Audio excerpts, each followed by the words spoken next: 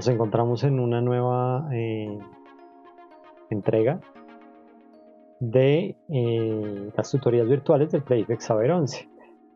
Mi nombre es Wilmer Belandia Sánchez, soy licenciado en Biología de la Universidad Pedagógica Nacional y en esta ocasión los estaré acompañando en el área de Ciencia, Tecnología y Sociedad, o CTS. ¿Listo? Ciencia, Tecnología y Sociedad. Entonces muchos de ustedes se preguntarán qué es eso, ya les voy a explicar, pero antes debemos ingresar de nuevo a nuestra plataforma de ingreso a la universidad. ¿Listo? Ustedes ya deben tener una contraseña con anterioridad. Entonces vamos a ir al buscador, buscamos ingreso a la universidad, el original, listo. Y una vez allí, entonces nos dirigimos a la parte que dice aula virtual. Una vez en el aula virtual, ingresamos a donde dice Playflex Saber 11 y en esta página nos vamos a ir hasta donde dice Ciencia, Tecnología y Sociedad. Listo, le damos clic ahí y una vez que estemos en esta ventana, vamos bajando y aquí encontraremos entonces nuestro libro escaneado digital, que va a ser exactamente igual al que ustedes tienen pues en sus casas, ¿no? Y aquí pues tenemos todo el contenido que está trabajando. Vamos a solucionar algunas preguntas también. Es solamente un taller, entonces escogí unas poquitas preguntas. ¿Listo? Entonces ustedes igual ahí van a poder revisar todo lo que quieran saber pues de las temáticas de el área de ciencia, tecnología y sociedad. ¿Listo? Pero también si ingresamos y desplegamos el menú, vamos a encontrar algún contenido temático y que nos va a servir para ampliar nuestros conocimientos en cuanto al tema. ¿Listo? Entonces acá vemos que hay algo sobre cambio climático, hay algo sobre crecimiento poblacional y recursos disponibles. Listo, son bastantes temáticas de actualidad y que muchos de nosotros tenemos, pues, tenemos conocimiento de estos temas, ¿no? Están el día a día con nosotros. Listo, entonces ahí van a tener esa información para que amplíen sus conocimientos. ¿Vale? Bueno, entonces vamos a empezar en materia como tal. La ciencia, la tecnología y la sociedad generalmente pues la parte de un profesor de ciencia. En este orden de ideas pues yo que soy de biología, pues porque tiene que ver mucho con el ambiente. ¿Listo? Entonces tenemos que mirar primero qué se evalúa. Al igual que el resto del examen, se va a evaluar la capacidad que tiene el estudiante de comprender y usar nociones, conceptos y teorías de las ciencias naturales en la solución de problemas, así como la habilidad que tiene para explicar cómo ocurren algunos fenómenos de la naturaleza con base en observaciones, patrones y conceptos propios del conocimiento científico.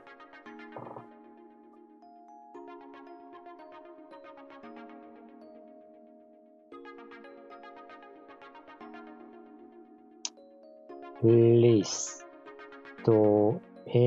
También debemos tener en cuenta que la ciencia, la tecnología y la sociedad va a explorar si los estudiantes diferencian entre objetos diseñados por el hombre y aquellos que pues vienen directamente de la naturaleza, y saber si reconocen o no las herramientas y las técnicas que ayudan a resolver diferentes problemas, así como si reconocen o no las transformaciones que la ciencia y la tecnología han generado en el medio y pues en nuestra sociedad. ¿Vale? Para entender algunas de estas temáticas o sobre todo para contestar las preguntas que vamos a estar viendo, vamos a utilizar diferentes herramientas audiovisuales y pues de medio tecnológico, pues aprovechando también las herramientas que tenemos a disposición. ¿Vale? Bueno, las competencias van a ser básicamente las mismas competencias que vemos en el área de ciencias naturales. Una de ellas pues es el uso comprensivo del conocimiento científico, que es esta capacidad de comprender y usar conceptos y teorías propias de las ciencias naturales en la solución de problemas y de establecer relaciones entre conceptos y conocimientos que los estudiantes adquieren, así como los fenómenos que se observan pues con frecuencia. ¿Listo? También va a estar la explicación de fenómenos, que es la capacidad que tienen los estudiantes de construir explicaciones y comprender algunos argumentos y modelos que dan razón de un fenómeno, estableciendo pues la validez y la coherencia de una afirmación o no de un argumento relacionado con un fenómeno o un problema científico. ¿Listo? ¿Por qué esto es tan importante? Pues porque muchas personas están dadas a creer en lo primero que se les diga, pero no se ponen a analizar o no saben cómo explicar realmente un fenómeno, ¿vale? Y pues también la indagación, que es la capacidad para comprender que es importante la investigación, y a partir de esta investigación se construyen explicaciones sobre el mundo natural. También involucra los procedimientos o metodologías que se aplican para generar más preguntas o intentar pues dar alguna posible respuesta. Entonces eso es bien importante que lo tengamos claro, no solamente en la CTS o en la Ciencia, Tecnología y Sociedad, sino en las áreas de biología, química y física, ¿vale? Pero ¿qué conceptos se van a evaluar propiamente en la CTS?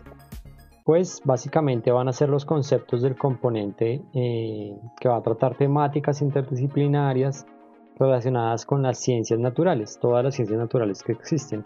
Algunas van a ser muy globales, como por ejemplo la deforestación, el efecto invernadero, la producción de transgénicos. Algunas van a ser de índole local, es decir, que afectan tal vez a una comunidad o a un país, como sería la explotación de recursos, tratamiento de basuras, ¿vale? Y el objetivo es estimular en los estudiantes el desarrollo de un pensamiento crítico y de un sentido de responsabilidad cívica frente a la ciencia y la tecnología, en la medida en que éstas tienen efectos sobre sus vidas, la de su comunidad y la de su humanidad en general. Acá también es importante aclarar que se hace gran hincapié en la ética. Es muy importante entender que en esta ciencia, tecnología y sociedad debe o siempre está inmersa la ética en el momento de la toma de decisiones, ¿no? Bueno. Pero entonces para ello tenemos que saber qué es la CTS y pues qué tiene que ver con el ambiente, ¿vale? Entonces esas CTS nos va a dar como pues la unión de la ciencia, de la tecnología y de la sociedad. Pero para entender qué son las CTS y del uso de de esa ciencia, tecnología y sociedad en el mundo, que hacen referencia en el ambiente, pues tenemos que mirar una a una pues a qué hacen referencia, ¿vale? Bueno, entonces vamos a empezar con lo que hace referencia al concepto de ciencia. Y básicamente pues la ciencia va a ser una rama del saber humano constituida por un conjunto de conocimientos objetivos y verificables sobre una materia determinada, que son obtenidos mediante la observación y la experimentación.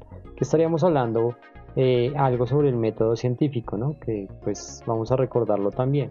La explicación de sus principios y causas y la formulación y verificación de hipótesis, así como la utilización de la metodología adecuada para el objeto de estudio y la sistematización de los conocimientos. Entonces aquí tenemos una gráfica del método científico y recordemos que lo primero que debemos tener claro o cómo empieza el método científico siempre va a ser a través de ¿quién? De la observación, y esto es muy dado en nuestra especie, pues como primates humanos, desde niños, desde muy pequeñitos siempre estamos observando todo lo que nos rodea, ¿no? Siempre todo a nuestro alrededor. Y desde esa observación entonces empezamos a cuestionarnos o a hacernos ciertas preguntas. Por eso ustedes se darán cuenta que si ustedes tienen hermanitos, primitos, bueno, o niños pequeños en casa, ellos siempre van a estar haciendo preguntas, ¿listo? No hay preguntas tontas, no hay preguntas que sobran. De hecho, los más pequeños son los que hacen las preguntas mucho más difíciles, aunque cuando vamos creciendo y nos volvemos adultos, hay muchas cosas que nos parecen obvias, ¿no? Y por ende, pues dejamos de preguntar. Entonces la invitación es a que nunca perdamos la capacidad de asombro por un lado,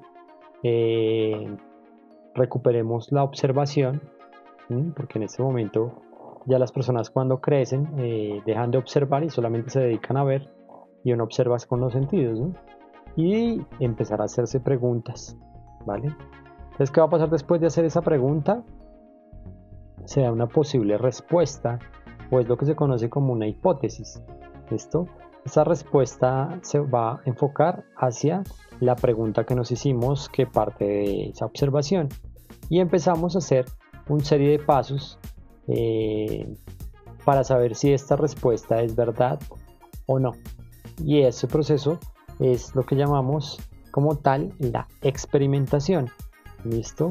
Hay ciertas características que debe tener la experimentación, y es que los pasos que nosotros hacemos detalladamente para experimentar se deben registrar siempre. Todo esto lo debemos registrar, y esos pasos se deben seguir en cualquier lugar del mundo. Cuando hablamos de ciencia, la ciencia se puede replicar pues en cualquier país, por eso hay unas leyes establecidas y las teorías se prueban de esa manera. ¿Listo? Bueno, después de experimentar pues se va a llegar a una conclusión, se va a tomar una determinación si nuestra respuesta a esa pregunta o el origen de ese análisis que estamos haciendo es real o no lo es, ¿vale?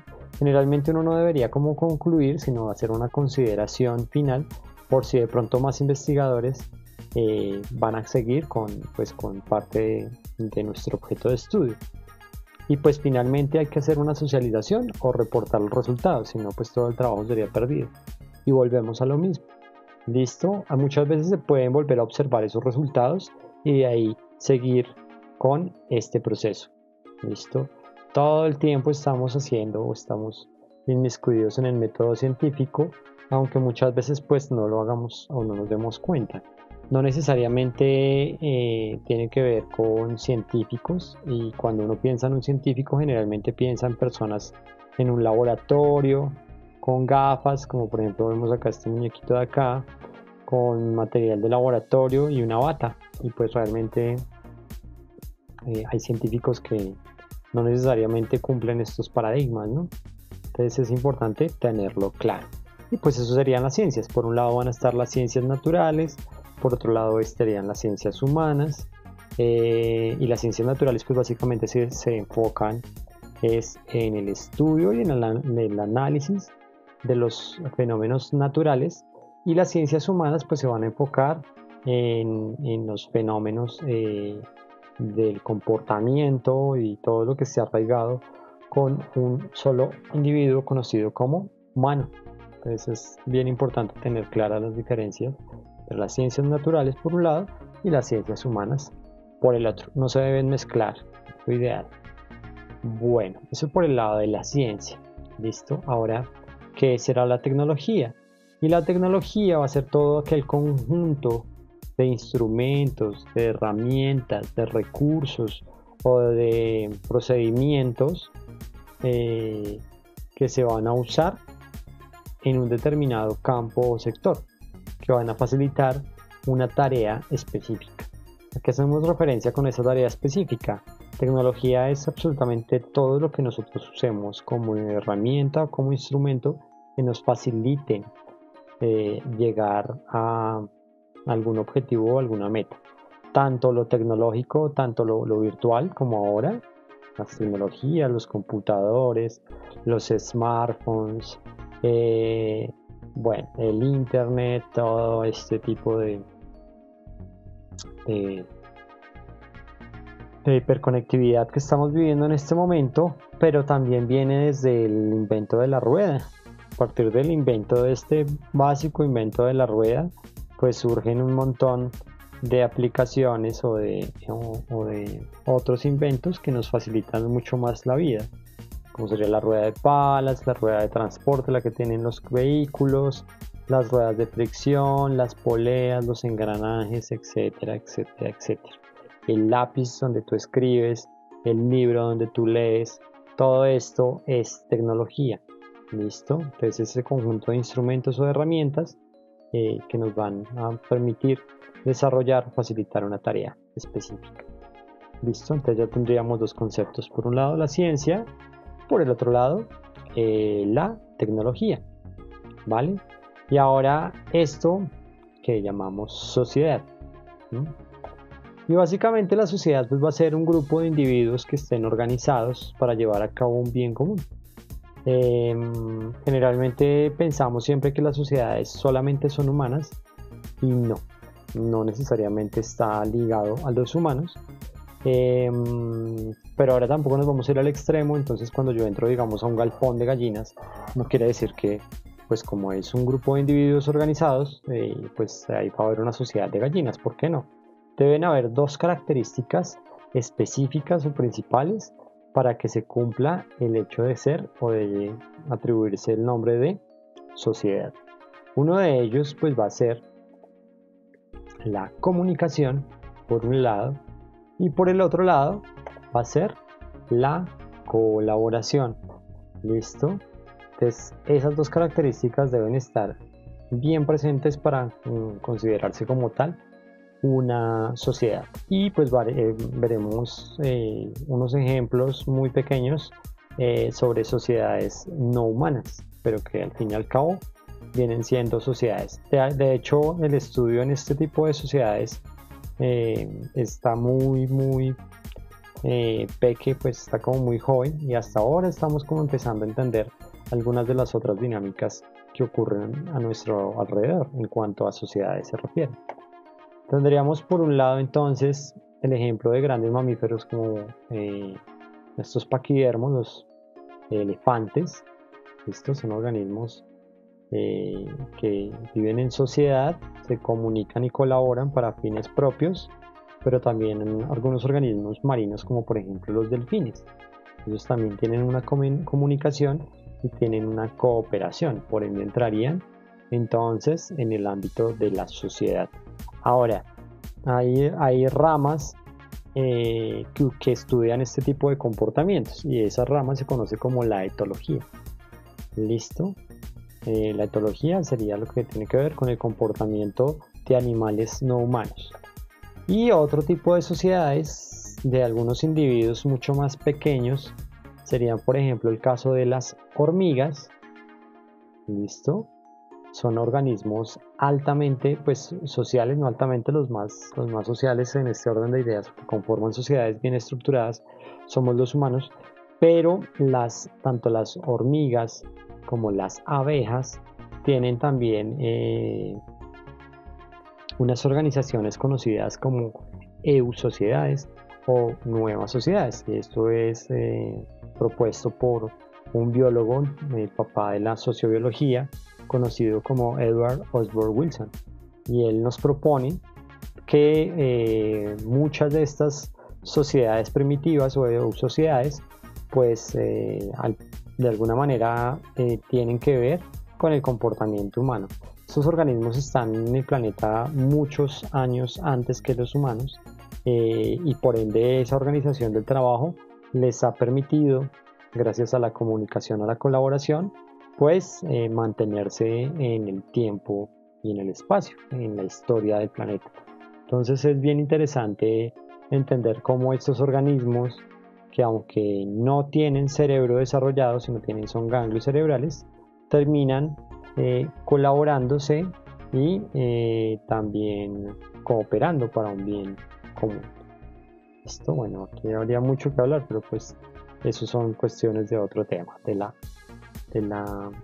sociobiología. Listo.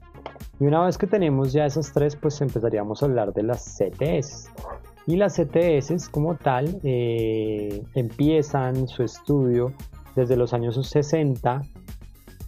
Empiezan algunos estudios como muy suelticos donde se da la unión de la ciencia, de la tecnología y la sociedad. Una de las, o la finalidad básica de la unión de esas tres es mejorar el estilo de vida de las sociedades humanas. Va también de la mano con actos reflexivos y de autocrítica hacia nuestras propias prácticas, en donde el pilar fundamental sea la ética. ¿Por qué hablo de la ética? Porque si no hay ética, y muchas veces las personas confunden la ética con la religiosidad y no tiene nada que ver una cosa con la otra. Pueden haber personas que sean muy éticas y poco religiosas, como pueden haber personas que sean muy religiosas pero no tengan nada de ética. Entonces la ética es un valor realmente muy importante en este orden de ideas. Ahora, si hablamos de la aplicación del estudio, eso ya empieza en forma en los 80s, en las aulas como tal. Acá en Colombia empieza más o menos sobre el año 96. Lo que busca es que cuando esas personitas, esos estudiantes de colegio, ven este tipo de temáticas, cuando lleguen a ser adultos y ya estén ocupando un cargo importante en la sociedad, pues aprovechen la ciencia, la tecnología y la sociedad para mejorar el estilo de vida de las sociedades humanas, teniendo como base la ética. ¿Para qué? Para que de una u otra forma alcance a ver un bienestar general social, o algo conocido como la equidad. ¿Vale? Si no hay equidad en una sociedad, pues como consecuencia va a haber violencia, y pues la violencia me va a traer pobreza, y la pobreza pues va a traer muerte, enfermedad y muerte, y pues así ningún país pues podría mantenerse, ¿no? Entonces es supremamente importante la unión de estas tres señoritas. Ahora, hay otra característica, y es que en algunos países latinoamericanos y del mundo ya no se trabajan las CTS, sino que se trabaja la CTSA.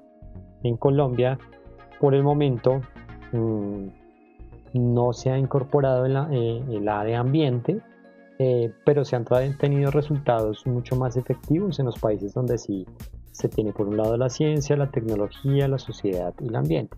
Finalmente lo que se busca es implementar esos conocimientos científicos a través del uso de herramientas o instrumentos tecnológicos que mejoren el estilo de vida de las sociedades humanas, alterando el entorno natural. ¿Ven? Entonces ahí empezaríamos a trabajar también todo lo que tiene que ver con sustentabilidad y sostenibilidad, y todos estos cuentos pues que ya muchas veces tienden a la repetición, ¿no? Hasta en la televisión normal uno ve los procesos de la sostenibilidad, de la sustentabilidad, pero pues nunca hay como una explicación clara de lo que implica cada uno, y de lo que y de la finalidad que tiene, ¿no? Entonces es supremamente importante también tener en cuenta estas características. ¿Listo? Bueno. Y empezamos entonces con las preguntas. Entonces acá en el taller de Ciencia, Tecnología y Sociedad de sus libros, yo escogí de la pregunta 15 a la 21 con este texto. Básicamente de teoría. En cuanto a las ETS, pues no habría nada más. Ustedes tienen las herramientas, un montón de herramientas que les han dado en sus colegios o en su vida pues colegial, y entonces vamos a empezar a analizar a detalle estas preguntas. Ustedes nos dan un texto y dice lo siguiente: calentamiento global y cambio climático en la Tierra. El aumento de la temperatura del aire a escala global es un fenómeno que desde mediados del siglo XX ha ido cobrando importancia en la cotidianidad humana, y especialmente ha jugado un papel importante en la variación de muchos fenómenos naturales, como lo son la lluvia, el aumento en el nivel del mar, el deshielo de los glaciares, las inundaciones y las sequías, entre otros. Los cambios en las condiciones atmosféricas de la Tierra han iniciado directamente sobre los ecosistemas, los agroecosistemas, que son zonas de producción agrícola, pecuaria y agroindustrial, las ciudades y la salud humana. ¿Listo? Entonces estos cambios han iniciado ahí, en cada uno de esos que hemos nombrado. En varios estudios se han precisado 3 conceptos interrelacionados respecto a la dinámica de cambios ambientales globales, pero que son independientes respecto a los fenómenos resultantes en cada uno de ellos. El cambio climático, la variabilidad climática y el calentamiento global son dichos conceptos. Ahorita pues los veremos a detalle. El cambio hace referencia a la variación del clima durante periodos consecutivos de varias décadas, es decir, periodos de tiempo relativamente largos que pueden generar el establecimiento de nuevas condiciones climáticas. La variabilidad climática es la fluctuación del clima durante periodos de tiempo relativamente más cortos, es decir, las diferencias en los valores de los fenómenos climáticos respecto a la duración promedio de estos en periodos mensuales, estacionales o interanuales. Debemos acordarnos que para definir el concepto clima debe pasar un tiempo específico de 30 años. Entonces, en esos 30 años se ven las variedades o las variaciones climáticas o las condiciones climáticas que se dan durante esos 30 años, y así se va a determinar el clima de una región o de una zona. Entonces, muchos de ustedes no saben todavía siquiera cuál es el clima de sus ciudades de orígenes ni las ciudades donde están viviendo. Solamente conocen las condiciones ambientales de los años que tengan de vida. Si tú no tienes 30 años o más, pues no vas a conocer a lo que hace referencia el clima. ¿Listo?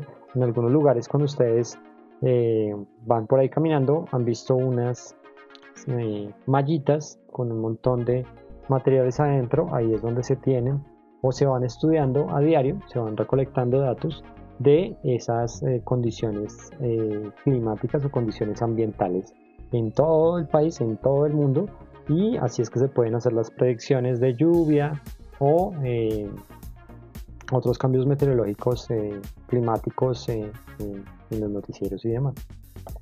Bueno, sigamos con el texto. Finalmente, el calentamiento global es el aumento de la temperatura ocasionado por la acumulación de gases invernadero en la atmósfera, dióxido de carbono, metano, óxido nitroso y clorofluorocarbonados, producidos en diferentes actividades humanas. Estos elementos impiden que la radiación infrarroja emitida por la Tierra escape al espacio, lo que ocasiona un aumento en la concentración del calor en la atmósfera. Algunos estudios afirman que el calentamiento global tendrá efectos en otras variables climatológicas, produciendo así un cambio que a su vez repercutirá en las estructuras y flujos de los sistemas sociales, económicos, políticos y culturales de nuestro planeta. Entonces dirán, pero esa pregunta que tiene que ver con las ETS, pues un montón. Por eso hace un rato les comentaba que no se está evaluando conocimientos específicos, sino van a ser muy generales, pues de nuestro día a día o pues con lo que tenemos a mano, ¿no? Entonces eso es supremamente importante.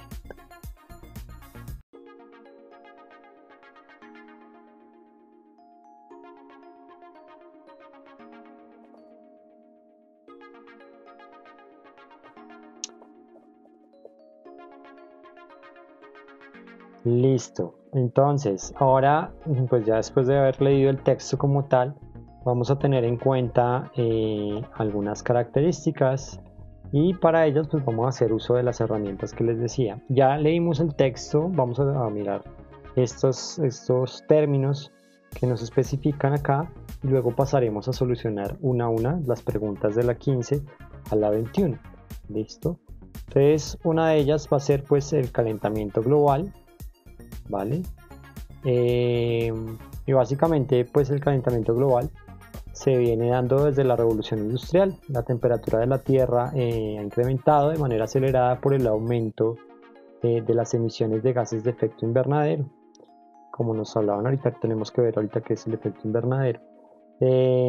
Casi siempre son generadas por actividades humanas como la quema de combustibles fósiles, como el petróleo, el gas, el carbón, la remoción de bosques, y estas emisiones pues lo que van a hacer es impactar el balance climático pues global, ¿no? Planetario como tal, y causa pues unos efectos adversos sobre las condiciones para la supervivencia de la vida. Desde la historia del planeta Tierra, pues ya se han tenido cambios, algunos cambios climáticos, y ahorita veremos. Bueno, de una vez, hay que tener en cuenta que una cosa son los cambios climáticos, que son una cosa completamente natural, y nuestro cambio climático actual es conocido como el calentamiento global. ¿Listo? Entonces ahí deben tener en cuenta esas diferencias. Y otra cosa completamente distinta pues es el efecto invernadero. ¿Listo? Si seguimos como vamos, se supone que el promedio de la temperatura de la Tierra podría aumentar entre 3 y 4 grados centígrados para finales de este siglo, lo cual es mucho más amplio a lo que hemos visto en los últimos 10.000 años, o sea, desde que incrementó básicamente la agricultura. Y esto pues va a traer varias consecuencias. Acá vemos un planeta y una imagen donde el planeta está derretido, y pues básicamente no se va a derretir el planeta obviamente, pero sí se van a derretir los polos, por ende va a subir el nivel del mar y las poblaciones costeras se van a ver, son las que más van a sufrir.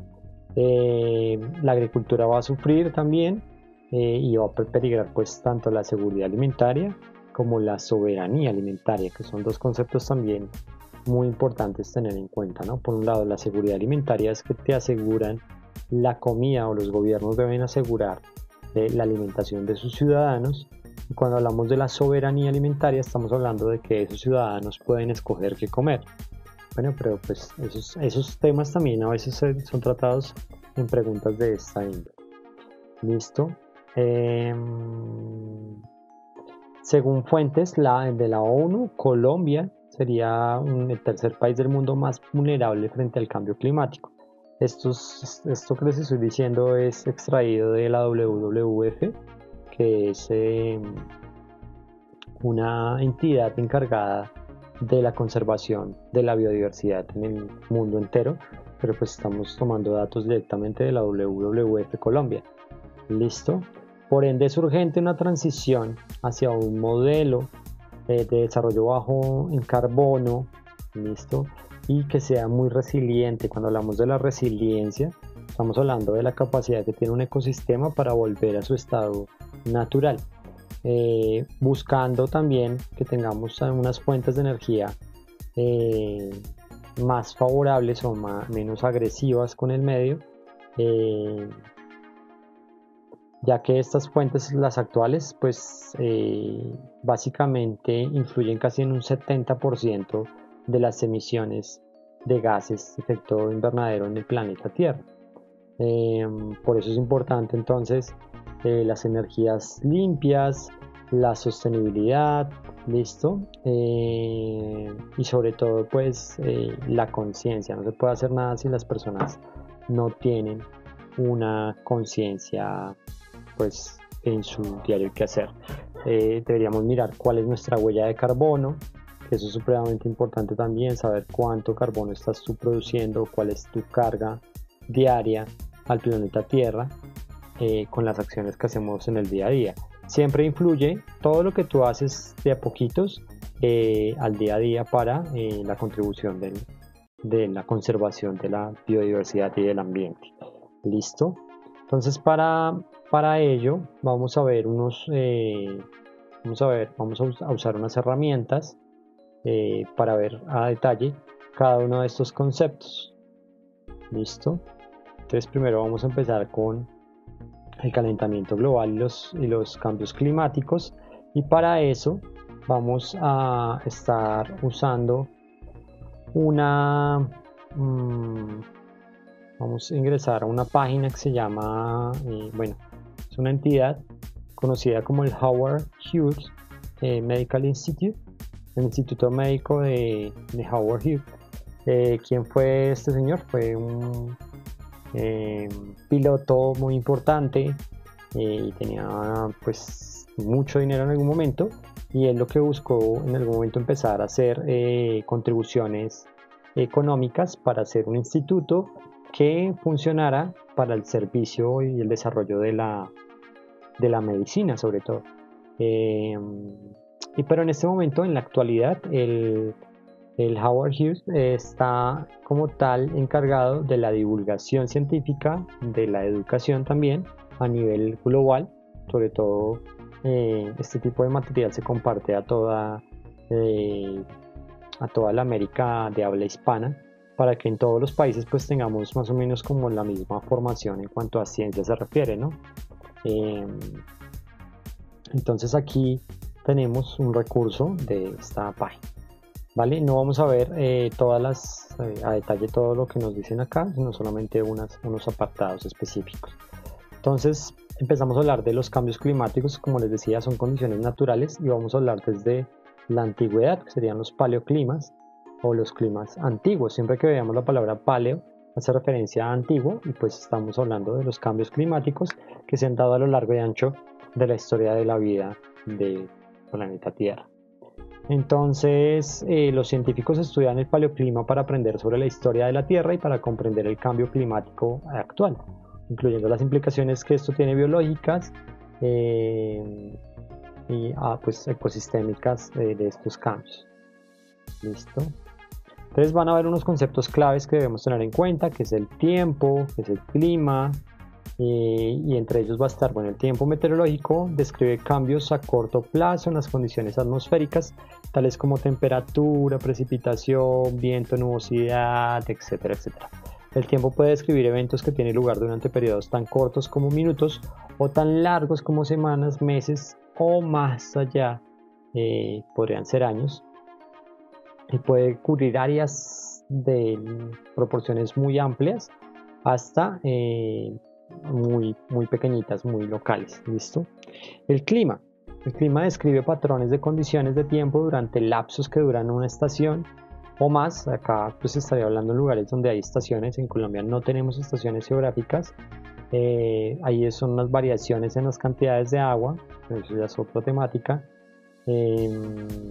Y pues debemos tener en cuenta que el clima regional varía muy fuertemente hacia lo largo y ancho del planeta Tierra, desde las selvas tropicales hasta el desierto, y desde la tundra, que es un ecosistema arbóreo muy cercano a los polos, hasta las sabanas.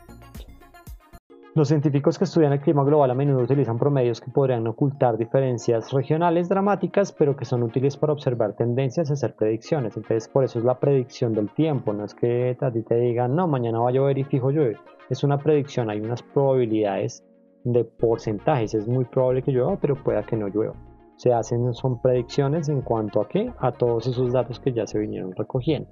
Y la temperatura del océano es un indicador común del cambio climático, porque el océano es un enorme acumulador de calor y juega un papel dominante en los patrones de cambios climáticos. Por ende, las diferencias en la temperatura del océano corresponden a diferencias en el clima global.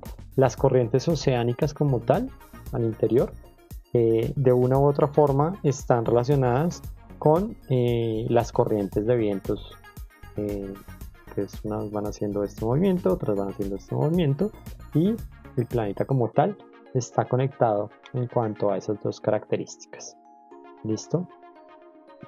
Bueno, si bien tanto los patrones de clima como de tiempo meteorológico varían, el término cambio climático se refiere a una desviación de estos patrones procedentes. El clima de la Tierra es complejo y es dinámico. ¿Listo? Hay dos factores que influyeron, tienen una influencia dominante en el clima de la Tierra a lo largo del tiempo. Geológico, que es la cantidad de luz que llega del Sol, listo, y la composición de esa atmósfera que me recubre o me protege de esas radiaciones solares. Esto es supremamente importante. La composición atmosférica afecta al clima mediante la concentración de gases de invernadero, los cuales incluyen al dióxido de carbono, el famosísimo CO2, al metano y vapor de agua.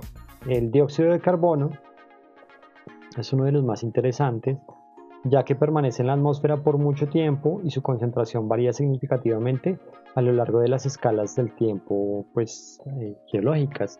Recordemos que cuando estábamos viendo la parte de biología, yo les hablaba de unos macroelementos que eran los chunks y les decía, si algún organismo vivo se le extraen o se sobreestimula hacia esos macroelementos, pues el organismo va a fallecer, y eso hace referencia y pasa en todos los campos o en todas las escalas biológicas.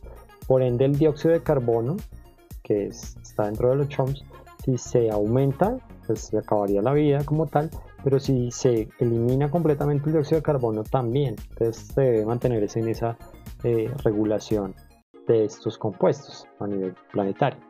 ¿Listo? Entonces lo que han hecho estos científicos es que a lo largo del tiempo de las eras geológicas han visto cómo ha aumentado y cómo ha ido disminuyendo esas concentraciones de dióxido de carbono. ¿Listo? Al igual que los ecosistemas también han ido migrando. El Amazonas que conocemos como tal llegaba hasta la Alta Guajira, ¿ves? Y ha ido cambiando, pero un tiempo mucho más atrás el mar estaba, toda la zona que es Bogotá, todo eso estaba bajo el mar, Colombia estaba bajo el mar.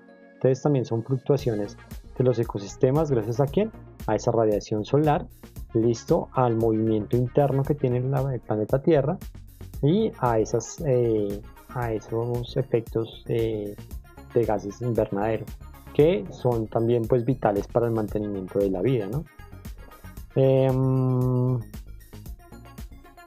Ahora, ¿qué pasa entonces con el calentamiento global, que ese es nuestro cambio climático actual? Se da casi que desde el comienzo de la revolución industrial, porque ha acelerado la producción de estos gases. Y entonces los organismos o los ecosistemas no están preparados para esa velocidad de aumento de estos gases. ¿Listo? Entonces por eso cuando hablamos de eras geológicas generalmente se habla de cambios a nivel planetario, y algunos autores hablan del antropoceno, que sería la era geológica en donde está el humano. ¿Listo? Entonces es algo bien llamativo también. Factores que afectan el clima de la Tierra, entonces como les decía, la radiación solar y la composición de la atmósfera. Por eso es que se van a mirar estos dos factores en este momento. ¿Listo? Entonces, ¿qué va a pasar acá? El efecto invernadero lo veremos ahorita en un ratico. Y la radiación solar y la composición química de la atmósfera controlan esa temperatura de la Tierra mediante un fenómeno conocido como el efecto invernadero. La composición química de la atmósfera no ha sido la misma a lo largo y ancho de la historia planetaria, también ha ido variando, ¿no? Entonces vamos a ver acá un video pequeño de 1 minuto donde nos explica el doctor Dan Sprague. Esto hace parte de una conferencia que fue hecha en Estados Unidos hace algún tiempo. Entonces vamos a escuchar una parte de la conferencia.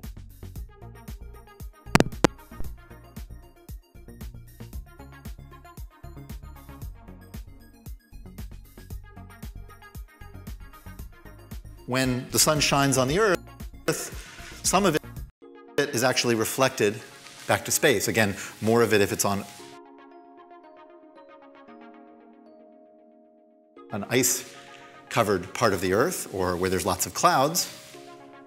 And some of it is then absorbed by the Earth. And when it absorbs solar energy in the visible spectrum, what happens is the Earth heats up in response because it's absorbing energy. And when objects heat up, they emit their own radiation,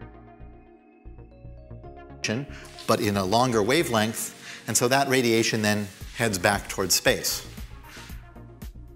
If the Earth had no atmosphere, it would be about 30 degrees colder. So we would actually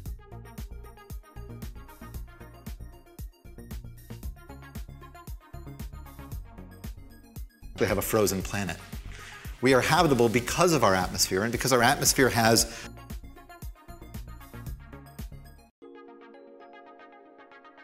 some greenhouse gases, in particular carbon dioxide and methane, the most important of which is actually water vapor. Water vapor is interesting. We don't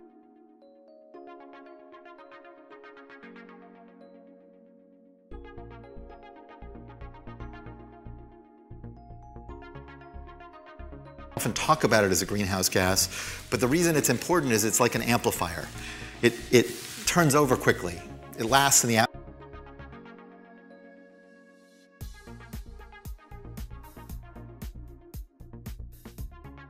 atmosphere hours to days to weeks. And so as a result, you can think of the other greenhouse gases, carbon dioxide and methane, as the dial, say on your stereo, but it's the water vapor that amplifies the effect because it turns over so quickly. And so what happens is these greenhouse gases, they absorb some of the infrared radiation, the long wave radiation, and re-radiate it both back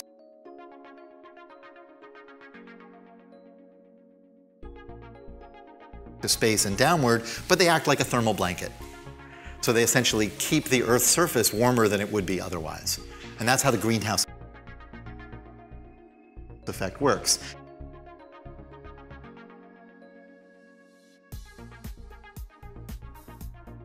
Veamos una explicación básicamente de lo que era el efecto invernadero. ¿Listo? Pero vamos a ver también un simulador de esta característica. Bueno, entonces acá tenemos un simulador de cambios en temperatura. En este momento, pues acá sería la actualidad con las actividades, las principales actividades energéticas que tenemos, ¿no? Entonces tenemos en café estaría lo que hace referencia al carbón, la gasolina, el gas, los materiales renovables, la bioenergía, la energía nuclear y las nuevas tecnologías. ¿Listo? Y esta es la cantidad. Entonces, acá estaríamos viendo el cambio en la temperatura a nivel global. Y acá está entonces la energía, el transporte y las emisiones de algunos otros factores. ¿Listo? ¿Qué pasa si, digamos, disminuimos la deforestación? Entonces bajaría de 4.1 a 4 grados. ¿Listo? ¿Qué pasa si bajamos la emisión de metano y otros gases? Bajaría a 3.4. ¿Listo? ¿Qué pasa si empezamos a reforestar? Bajaría, miren, a 3.3. ¿Listo? Y mejoramientos tecnológicos bajaríamos a un 2.9. Entonces mire cómo se va aplanando la gráfica. Ahora, ¿qué pasaría, digamos, si dejamos de usar tanto carbón? Miren la curva, bajaría a 2.6. ¿Listo? Si dejamos de usar tanta gasolina, 2.4. Y gas natural, que es otro. ¿Ven? Bueno, entonces ahí uno podría ver cómo se darían esas variaciones en la temperatura global. Listo, vamos a dejarlos todos tal cual como estaban.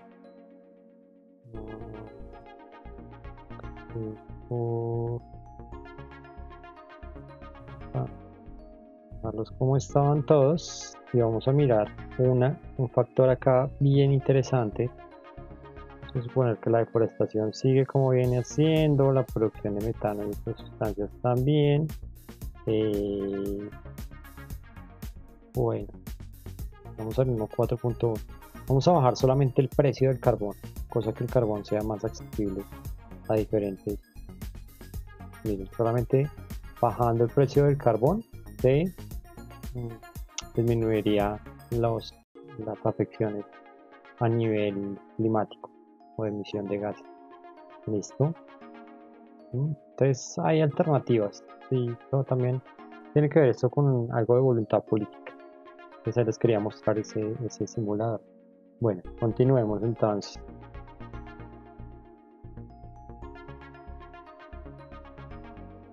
Entonces el clima ha variado drásticamente durante la historia de la Tierra. Listo. Recordemos las épocas de las glaciaciones. Listo. Ahora recordemos la era de hielo, bueno, todo eso. Estos cambios ocurren porque la composición química de la atmósfera ha cambiado con el tiempo y ha variado la intensidad del efecto invernadero, y también porque la cantidad de radiación solar ha variado con el tiempo. Recordemos que también el Sol como tal, pues emana energía todo el tiempo, pues la energía va transformándose. ¿Listo? Entonces, ¿qué se ha hecho? Se han buscado propiedades físicas y químicas en algunos fósiles, sobre todo en unos fósiles que se encuentran en el fondo del mar. Y a través del estudio del análisis del sedimento, pues, que hay en los océanos. Y se han obtenido, digamos, este tipo de gráficas donde está acá la edad de millones de años atrás, la temperatura, cómo ha variado, y acá la cantidad partículas por millón del dióxido de carbono, y se ven entonces las variaciones o las fluctuaciones del clima en consecuencia o muy parecido a la cantidad de temperatura. Entonces varía la cantidad de dióxido de carbono y varían las concentraciones de temperatura también. Listo. Se ha habido un cambio, se ha notado un cambio significativo durante los últimos 70 millones de años. Aquí todavía, bueno, incluyendo de esos 70 millones de años, hablaríamos también de la revolución industrial, ¿no? Y estos datos se han obtenido a partir del estudio de algunos fósiles. ¿Vale? Entonces el principal impulsor de cambios ha sido el dióxido de carbono. Y vamos a ver algunos factores que impulsan esas variaciones en esos cambios. La época del Pleistoceno, 2 millones de años alternando edades de hielo con épocas interglaciares. Entonces los datos que tenemos corresponden al millón de años más reciente. Entonces acá se han encontrado fluctuaciones en las temperaturas, la mayoría eran zonas muy heladas. Listo. Y esto se dio pues en el auge de los grandes mamíferos, ¿vale? Entonces aquí lo que hacen estos científicos es que gracias a la obtención de isótopos de oxígeno que han recopilado en diferentes localidades alrededor del mundo, muestran el patrón de ese cambio cíclico a lo largo de las decenas de miles de años. Entonces aquí pueden ver esas variaciones se dan sin energía solar. Listo, que va desde esta que ha sido la parte más baja, son los valles, serían las edades de hielo, y los picos que se conocen como las edades interglaciares. Listo, se sacan las interglaciares donde hace menos frío, pero en las edades de hielo es donde hace mucho más frío. Listo, y acá vemos los millones de años antes del presente. Bueno, también tiene que ver los cambios orbitales. Recordemos que el planeta Tierra tiene varios movimientos, está la rotación y la traslación, que son pues los que más conocemos, día y noche, y el que nos da el año. Pero también tenemos la precesión, que es la orientación relativa al Sol, listo, del eje rotacional de la Tierra, que va variando, puede ir cambiando de un momento a otro. Está la oblicuidad, que es la inclinación del eje rotacional de la Tierra, que va de 22.1 grados a 24.5 grados. Entonces también va cambiando esa oblicuidad del eje de la Tierra o por el eje de rotación que tenemos. Y la excentricidad, que sería la forma de la órbita de la Tierra alrededor del Sol, que siempre va a ser variable. Es elíptica, pero pues puede ir cambiando a lo largo y ancho del tiempo evolutivo, y eso tiene que ver con fuerzas de atracción y demás entre nuestra estrella principal, que es el Sol, y la masa de la Tierra. ¿Vale? Bueno. Listo, entonces vamos a continuar. Vamos a ver esas fluctuaciones de dióxido de carbono y la temperatura durante los últimos 800 años. Entonces ustedes pueden ver las diferencias. En la gráfica superior está la cantidad de dióxido de carbono por partículas por millón, y abajo el promedio de temperatura. Pues listo, que hay. Entonces, mírenlo de nuevo. Entonces acá vemos que donde hay mayores fluctuaciones de dióxido de carbono, aumenta, acá aumenta la cantidad de temperatura. ¿Listo? Pero es bien interesante, estos son los naturales, pero miren qué pasa aquí al final, el aumento. ¿Listo? Eso es bien interesante porque tiene que ver con las están vinculadas con los efectos de la acción humana, esto de la actividad industrial humana. Entonces aquí estas gráficas pues nos lo dejan mucho más claro. ¿Listo? Bueno, entonces continuemos.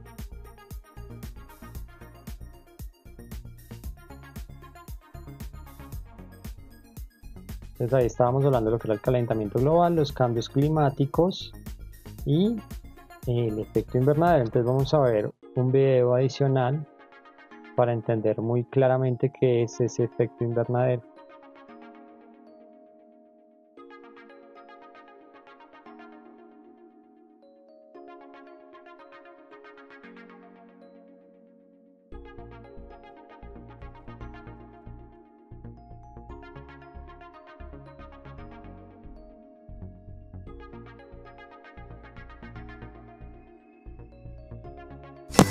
¿Sabes qué es el efecto invernadero?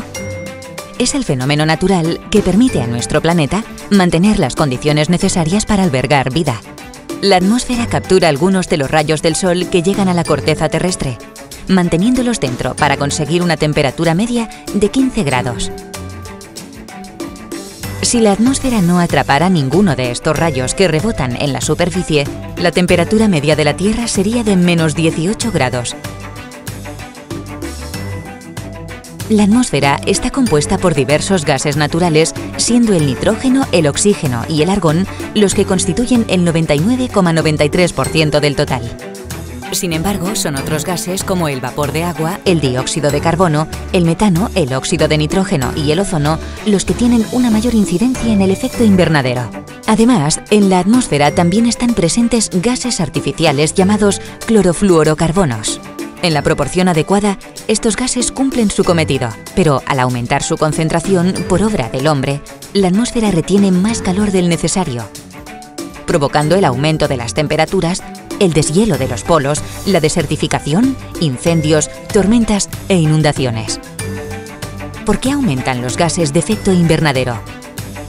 Hay tres razones principales: la quema de combustibles fósiles como el petróleo, carbón y gas natural, la deforestación de bosques y destrucción de ecosistemas marinos que absorben el dióxido de carbono, y el aumento de una población que cada vez consume más recursos naturales. Ahora que ya sabes cuál es la causa del problema, puedes ayudar a reducir la emisión de gases de efecto invernadero. ¿Y tú? ¿De qué manera luchas contra el cambio climático? Entonces ahí queda abierta la invitación para que también estemos observando cuál es nuestra contribución diaria, ¿no? Tú puedes, hay algunas encuestas, puedes encontrar en la red sobre la huella de carbono, la huella que hacemos a diario. ¿Qué tendrá más huella de carbono? ¿Un bus que va con 200 personas adentro o una persona que se desplaza a su trabajo en bicicleta, por ejemplo? Obviamente la persona que anda en bicicleta. ¿Qué tendrá más huella de carbono? ¿El bus de 200 personas o una persona que sale de viaje cada 6 meses a otro país? Pues obviamente la persona que viaja en avión a otros países tiene una huella mucho más amplia. Y así sucesivamente. ¿Listo? Pues ahora sí vamos a pasar específicamente a contestar las preguntas. La pregunta 15 nos dice: teniendo en cuenta cuáles son los principales agentes responsables del efecto invernadero en la Tierra, una acción global para reducir la emisión de estos contaminantes debería contemplar principalmente A. La disminución del uso de fuentes alternativas de energía. B. La deforestación en las cuencas y la descontaminación de los ríos. C. El uso de gas natural para los vehículos en lugar de derivados del petróleo. El gas natural es un derivado del petróleo, por ende, pues esa no sería la respuesta. La utilización de fertilizantes orgánicos en los procesos productivos agrícolas. Entonces acá acá, la disminución del uso de fuentes alternativas de energía, no, antes lo que necesitamos es aumentar esas fuentes alternativas de energía. ¿Deforestar más? No, nada que ver, tampoco. Entonces la respuesta acá sería la utilización de fertilizantes orgánicos en los procesos productivos agrícolas. ¿Listo? 16. Preguntas a contestar. Entonces, considerando la información del siguiente gráfico, se puede concluir que, pues acá tenemos la temperatura global de 0 grados hacia arriba y 0 grados hacia abajo, los años desde 1860 hasta 1995, con una raya vamos a ver lo que es la temperatura. Listo, o sea, todo esto es lo que está fluctuante acá, los valles y los picos, y lo que está con una línea punteada es lo que hace referencia a las concentraciones de dióxido de carbono. Y acá tenemos las concentraciones de dióxido de carbono en partes por millón. Entonces miren, va aumentando acá temperatura, tururún, la línea continua, dióxido de carbono, línea punteada. Y ya con base en eso nos preguntan, el cambio climático se está presentando desde 1860, puesto que desde esa época hasta hoy la concentración de dióxido de carbono se ha triplicado. Bueno, podría ser una opción. B. Los picos altos y bajos de la temperatura entre 1875 y 1975 evidencian un cambio climático global. Picos entre el 75 y el 95, 1875, mírenlo acá, y 1975. 1975 por acá, pero no, eso no me está diciendo eso, es la B, no sería. Según los registros históricos, el aumento de la temperatura está relacionada con el incremento en la concentración de dióxido de carbono, o de la concentración de dióxido de carbono depende del incremento de la temperatura, puesto que las dos variables son completamente independientes. No, nada que ver, no tiene que ver una con la otra. Aquí la respuesta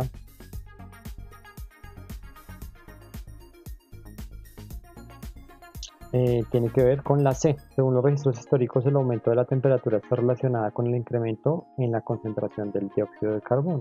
¿Listo?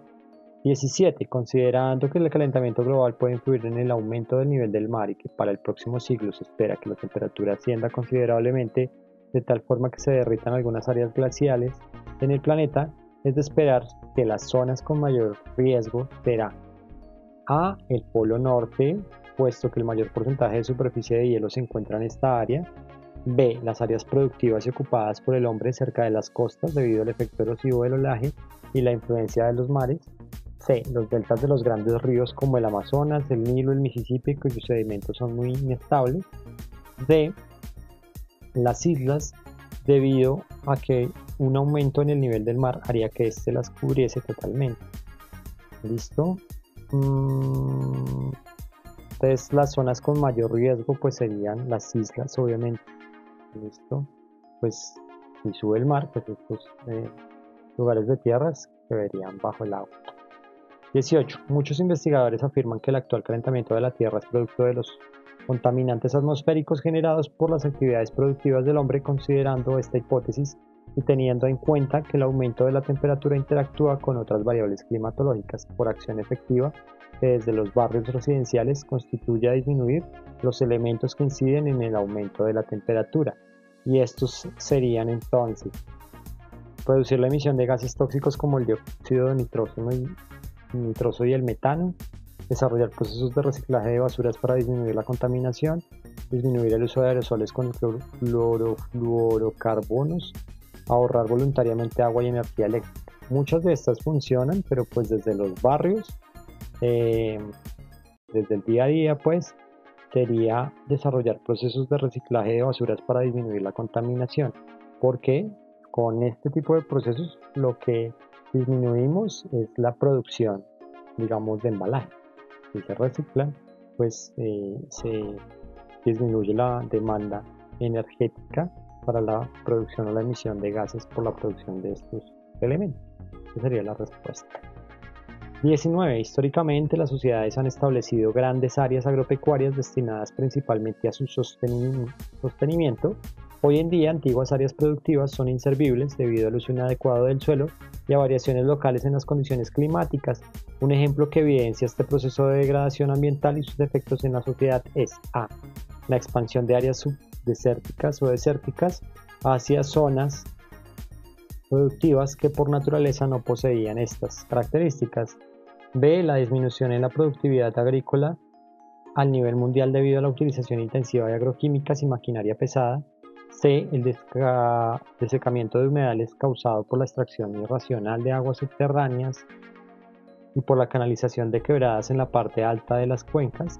Y D. La pérdida de biodiversidad generada por la ampliación de la frontera agrícola en antiguas áreas selváticas como el Amazonas y el Congo africano.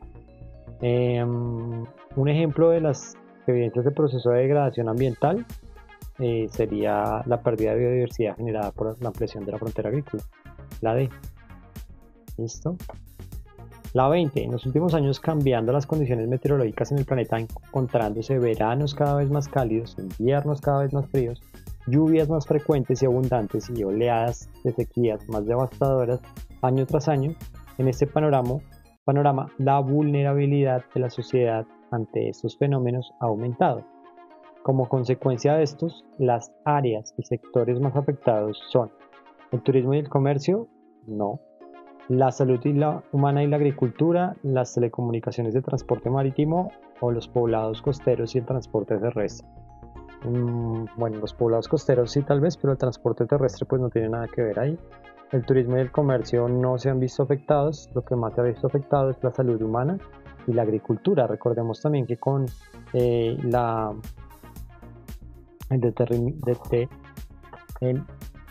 deterioramiento, cuando se derriten, el derretimiento de los polos, pues también quedan expuestos algunos microorganismos que creíamos extintos y por ende pues pueden ir surgiendo enfermedades nuevas. Entonces la salud humana se ha visto afectada y pues la agricultura, ya los agricultores están viendo problemas para la producción de alimentos.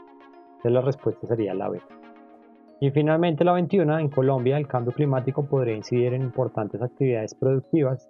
Entre estas actividades, la que mayor vulnerabilidad tendría sería la industrial, la turística, la ganadera o la agropecuaria, ¿no? Que sería la agropecuaria, puesto que esta actividad depende en gran medida de las condiciones meteorológicas.